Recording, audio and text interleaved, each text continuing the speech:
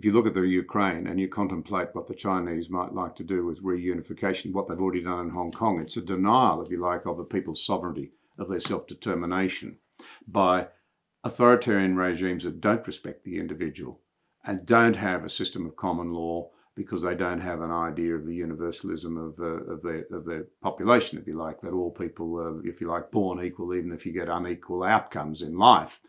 They should be subject to a common law. On the other hand, I think in essence, what you are arguing, the title says it all, The Dying Citizen, in the West, we're giving up voluntarily our citizenship. But can we explore this for a while? What do you mean by citizenship? And why is it a citizen different, if you like, to a subject? Yeah. Well, it's a very late concept, John. Civilization is 7,500 years old. It starts in the Near East, but it didn't appear, citizenship, until about 2,500 years ago, in the 7th and 8th centuries in Greece. And I wrote a book called The Other Greeks, trying to explain the economic basis of it. But essentially, it was a revolutionary idea that residents that had either been serfs or slaves or subjects or peasants took it upon themselves to create their own government.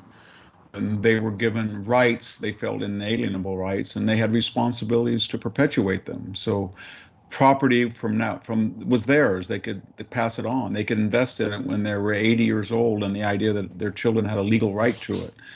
And so it was the rule of law for everybody, regardless. At least there was a movement to get rid of property qualifications very early on, and people were going to be equal, not on the back end, but on the front end. And so that idea waxed and waned throughout the West. And my point was that if you looked historically through that odyssey, there were certain, I guess I would call them organic challenges or pre-modern challenges, and then there were contrived or constructed or postmodern challenges. And I kind of divided that book in two, and the organic natural status of man was not to have a middle class, to have a lord and a serf, a master in the keep, peasants around the walls. That's the story of mankind. But in Greece, we did have a middle class. There was a word for it, the messoi. They were the hoplites of the phalanx. They were the voters in the ecclesia, and they owned about 10 acres of farmland, and they controlled their own method of production, if I could use that Marxist term. And then, in addition to that, they said they were not just residents. They just didn't come and go into Attica or Argos. They had borders.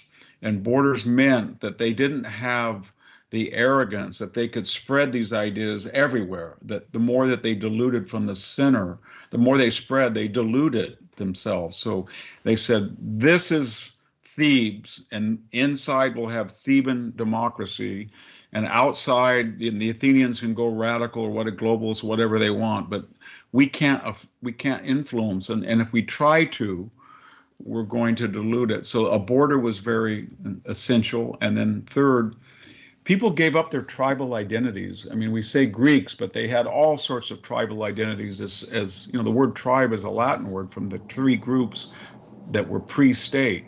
But once you give up your affinity to your so-called first cousin and you replace it with an abstract loyalty to the state, then you have a meritocracy. And we don't, I go to the Middle East, and I've said that a lot, but I often ask people, in such a wealthy country as yours, in Libya or Algeria or Egypt, what's wrong? And I usually get the same answer. We hire our first cousins, Victor. We don't hire the best person. We're loyal to our particular tribe or clan. And yet here, what I'm getting at is all of those distinctions that birth citizenship in this postmodern age. We're losing the middle class by every economic data point. We know that. We're losing borders. We're becoming mere residents. And we're becoming tribal. We're re-tribalizing.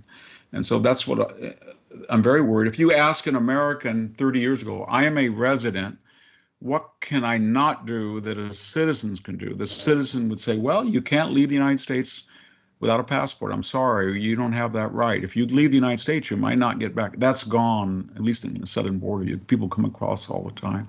The person said, you can't serve in the military, only citizens. That's gone. The person would say, you can't enlist or affect or participate in a U.S. national campaign. That's gone. They would say you cannot vote in an election. And we know now that New York said 800,000 illegal aliens will vote in the next municipal election. That's starting to be gone. And we're only left I can think of only one distinction. A non-citizen cannot hold office, and we're already having that challenge. And so once you blur that distinction and you're tribal and you have no middle class, you're not going to have nationhood or citizenship. And then I mentioned that there was constructed elite top-down efforts, and that was the rise of a permanent class of government. You have that in your country.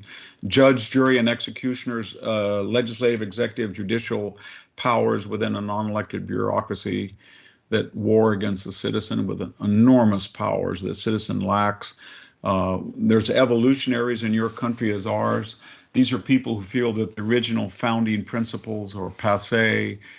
Got to get, in our country, get rid of the filibuster, get rid of the Electoral College, get rid of the 15-person Supreme Court, get rid of the state's right to establish voting laws. And then finally, and this is probably the most dangerous, this global cosmopolitanism that wealthy elites on the coast feel that their first allegiance is to some type of international body.